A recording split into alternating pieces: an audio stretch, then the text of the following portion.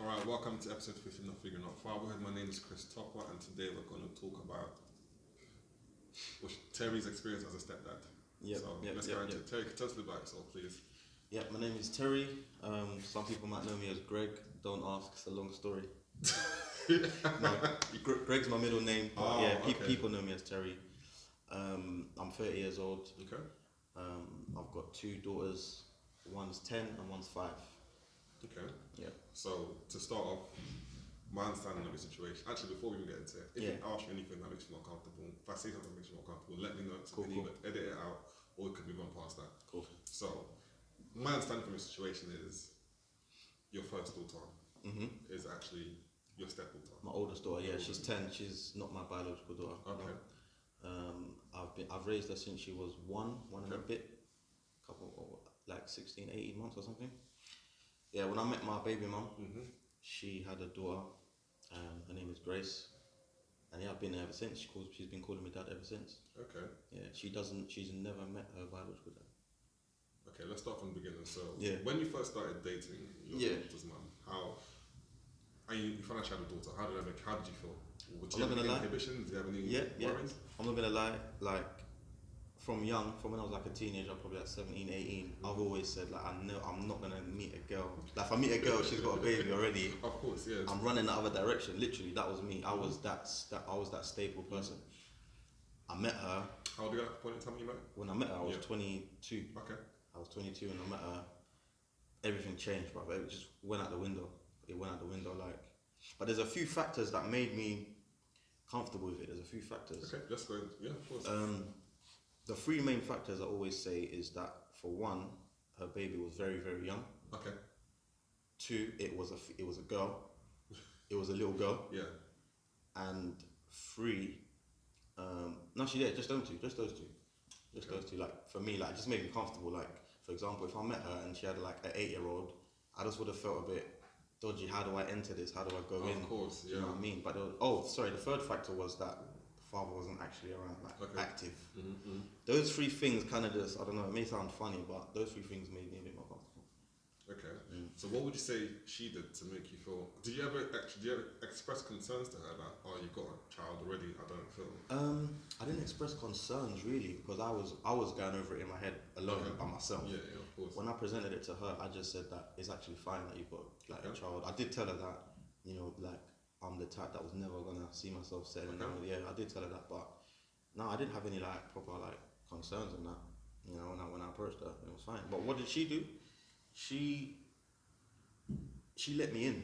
If I'd say she let me in, that's a big thing, obviously. To from her point of view, to enter a relationship, and what her mind frame, what she's thinking. Oh, how's he gonna take my child and whatnot? But she totally let me in. She made me feel proper comfortable, and that helped me to go through with it. Okay. And do you recall the first time you met Grace?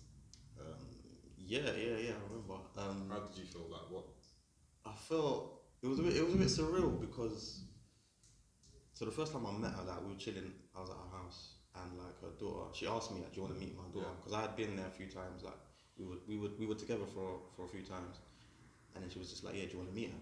I said yeah, and then she just walked in and the smallest, cutest thing. She just looked at me, and I didn't feel weird. It felt okay. It was cool. And you know what happened? She actually said, "Dad," yeah. I got a bit scared. She was like, "Dad," but it was just one of them things. I think kids, a kid would do it if there's no male figure around. Okay. I think it was one of them situations where there was no male figure around, so she just said, "Dad," kind of thing, and it didn't throw me off as much as I think it would. Do you know what I mean? And she was obviously probably a little bit embarrassed, but I just told her it's cool, it's not a problem, whatever. But yeah, first time I met her was cool. Okay, and obviously every time you build a relationship over time, So I guess do you know what it is? For me, I've never actually met someone that's my age, someone that looks like me, who's comfortable with the idea of being a stepdad. So I'm really happy that you can, 100%. It's not common in our community. So I'm really happy that you're here saying this because what you find is a lot of women who have kids, they have this worry in the back of their minds, just right. some men don't want, the man I want might not. Yeah. Do you see what I mean? Absolutely. Yeah. 100%. Of course. So 100%. I guess that is my next question. So obviously you were together, and you said you had a daughter with your ex. Yeah. So 5 years later, we got together. Fast forward 5 years, we had our own together. And she's 5 right now. Her name is Eva. So yeah, now 2. How did you communicate this to Grace that she was going to be a sibling? You know what? Grace was like, I want a brother, I want a sister. Like Grace actually was saying, like, you know what I mean, like, when you're gonna have a baby. So, you know, that was fine. I mean, she was at the time she was like maybe she was 5, 6-ish. So we just decided to do it. Yeah, it was a joint decision. We both wanted a kid together. Actually tried to. We actively tried, and it was like she fell pregnant like the first time. And my thing was my thing was strong, you know, it was strong. Literally, I was on holiday. I remember how it happened. I was on holiday, and when I was on holiday, she was like, we should try for a baby. I was like, yeah, when I get back, we'll try. First, I landed. As soon as I landed, we got busy, and she fell pregnant. Within a week, I got a text. Yeah. I was at work, and she just texted me like the picture of the thing, and I was like, wow, like that's quick. People wait for years. Like, it's such a blessing. It's a massive blessing. Like, I was happy, man. But we were both happy about it. So yeah. And how did you communicate this to her? How did you let her know that she was going to be? She's gonna be a sibling. Have a sibling. Yeah, we just told her like straight up, like you're gonna have a sister, and she was like excited. In anticipation for it, she was proper excited about it. She couldn't wait. Yeah, Grace couldn't wait. So we've spoken about you and how you feel. So how about inhibitions from third parties, for like your friends, family members? How did they take to the idea of you being with a child? Like my friends more or less had the same mindset as me. Okay. As in, like, you know, when you meet a woman, like, you know, start your own family, So when I told them that, I'm seeing someone and she's got a baby and whatnot, they were like, huh? Like, what are you doing? Like, they were confused. Yeah, of course. Like, come on, you can't do that. And I was like, bro, I know, like, it's mad, but this is how I feel. It feels right. And at the end of the day, when you break it down, it's not so crazy. No. Like, when you think about it, it's not so crazy. It's just like, when you're young, you have a certain vision of where your life is going to go. Yes. And maybe it's a little fear that it's not happening that way, but it's calm. Like, it's all good. And your family was cool with it? Family was cool, yeah. Family was cool. Took her in as her own and that. Like, because I think my mum has 3 sons. I'm in the middle. Okay. So my mum had no girls. So she was like, when I got with her and I said, yeah, she's got a daughter, she was excited. And then when obviously she fell pregnant, and I told her like we're having another girl, she was over the moon just to have girls. Yes. You know what I mean? So yeah, the family was cool, absolutely. And her family as well took me on as the stepfather to Grace and everything. Yeah, it was cool. But you mentioned that you guys are broken up, unfortunately. Yeah. You guys are broken up. So what's that relationship like? So how do you? It's an interesting dynamic now because obviously I'm not saying you would, but it's easy for another man to be like, you know what? Now that we've broken up, I don't owe any loyalty to you. Or 100%. Do you see what I mean? 100%. Yeah. So how have you navigated that?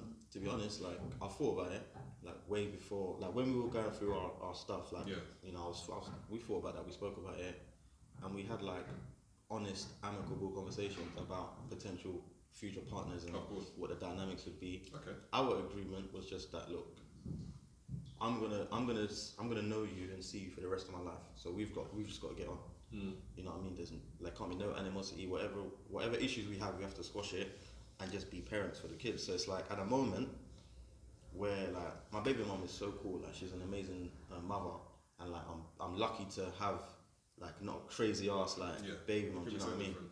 It can be so different. So and like I don't have any worries like in terms of her finding a new partner. That's her own love life, innit? She wants to do that. That's fine. But I'm still a bit iffy about how it's gonna work, though. I am like, of course, as you should be. Yeah. I'm still like a scenario in my head. Like, let's say, for example, she meets someone and they all want to go out for like a family day, but the kids are saying, "Where am I?" Like, do I like that kind of thing? Is like, I think I've got to deal with that type of stuff when it happens. Yeah. But it's just something to think about. But I'm not really worried about it too much. You know what? I spoke about it in a different episode, and all I can do is suggest what I agreed with my daughter. Our argument was if you or when you get with someone else, before you do all of that stuff, before he meets our daughter, I would like to meet him first. it's just sort of like a vetting process. So you don't have to do that. Yeah, You don't have to but it's just that, you need to make sure that obviously like he's a stand-up guy because Definitely. they're going to be spending a lot of time with him. You might not be for it, but there's nothing you can do about it. If you get what I mean, like what are you going to say? They're going to take them away from her? Like, So of course. that's the best. That's what I can tell you. I definitely have to know who's going to be around my kids. That's the best I can. I think she's actually mentioned that to me as well. Like if I get a new partner, I'd like to meet her and stuff like that. I think that's the best way to go. Go about it. Yeah. But and like you mentioned, as long as that channel for communication is open, that's what's important as well. Yeah. But again, like I mentioned over and over again, it's a unique situation for me. And I guess so. So like, take pride in it because you've navigated really well from what my understanding anyway. So what advice would you give to men who are dating or who want to date or who are seeing, you know what I mean, someone with a child? With a child, yeah. Advice, that's a funny one. Do you know what? Because I think it's a feeling. If you meet a woman and she's got a child, if you feel like no, I can't do this, don't feel guilty about feeling that way. Okay. Don't do it. If you feel like you know what, this is fine, like I can do it, go through with it. Don't put too much stress on yourself for going against what you always said in the past. You know what I mean? Just go with what you feel like. That's what I'd say. But the thing is, feelings are fleeting. So say I feel like I can do it now, but things, God forbid, they get peak, and it's just like no, I can't do this anymore. It's fun now, but you know. Do you see what I mean? It's just like because I feel like the difference is you looked at Grace and it's your daughter. It's not optional. Do you see what I mean? Right. So other men might look at it like have the option to up and leave both of them. Right. Do you see what I mean? But you didn't do that. My response to that would be my situation was obviously a bit unique where I can say to you now, if I did meet her, if I met my baby mum and the dad was actively involved, like every weekend, I don't know if I would have done it. You see it now. So of course. And those are the type of things naturally as men we would be thinking about. Yeah. Like personally I couldn't have a lifelong relationship with someone and the dad is just there every single. I'll just feel like I'm always second best. Okay. That's what it is. And I feel like she wouldn't want me to feel like that. Yeah. But I would at the end of the day. I understand. The thing is, no one can argue. No one can tell you how to feel. You're entitled to those feelings. I would, but that's why I say go with your feeling. I understand what you were saying, but at the end of the day, when you're alone at home, whatever's going on in your head, whatever you want to do that. Yeah. Whatever you want to do. Yeah. Okay. Yeah. So that's as we round up. So tell me, I want you to list 3 things that you're proud of yourself for doing as a stepfather and as a dad. Let me know you saying stepfather. As a dad, you have 2 daughters. 3 things you're proud of yourself for doing. 3 things I'm proud of. You've had about 9 years of experience. So yeah. About 9 years. You know what? I'm proud of like just being there because it's overlooked the amount of time and effort it takes to raise children, mums and dads. I'm proud of being there. Not everyone is supposed to be a parent. Do you know what I mean? I want 100%. Some people have children and they just have children and that's it. But being there actively, I'm proud of that. I'm proud of, I'd say, like knowing that in 10 years I would have raised like strong black women and that I had 50% input in that. I'm proud of that. Like, and yeah, I'm just, you know what I'm proud of? Like, this might sound a bit cheeky, but I'm proud they're healthy. I'm lucky they're healthy and that. Health is number one. Listen, you know what I mean? So be proud of it. Yeah, of course. Yeah, so. Actually, no, I did forget a question. I apologise. Yeah. So you mentioned that he was at her biological dad was out of the picture. So say 2 years into your relationship, you know I'm going with this. I know. Let's say 2 years into the relationship, he's decided he wants to become or be active. He wants to be. He can absolutely do that, and I would encourage it. I love that. Okay. I would definitely encourage like Grace to know, of course, her biological father. I love to hear that. Yeah, 100%. Yeah, I wouldn't. One for one, I've got no say. Really, I've got no say in Grace. That's Grace's biological dad. I've got no say in that. That's for one. Number 2, she definitely has to know that. Like I'm waiting for the day for her to get a bit older and probably want to reach out to him and have a conversation. She needs that. She deserves that. You know what I mean? So. But she's aware that. She's aware I'm not the biological dad. Yeah. Okay. She's aware. We tried to tell her, me and my baby mum, we tried to tell her that every 3 years, just to reassure her, like, refresh her memory. Of course. You know what I mean? Just a reminder, and she's cool with it. Yeah, I love to hear it. Yeah, thanks man. a lot, Terry, man. Thanks for coming on. Appreciate episode. Thank you for having me. But before you go, your social media handles, where can they reach out to you? What do you get up to outside of work, outside of being a dad? Okay, yeah. So my social media, I'm on Instagram. It's Made in Zimbabwe, but the A is an X with. And I got a podcast with my friends called Anything Goes.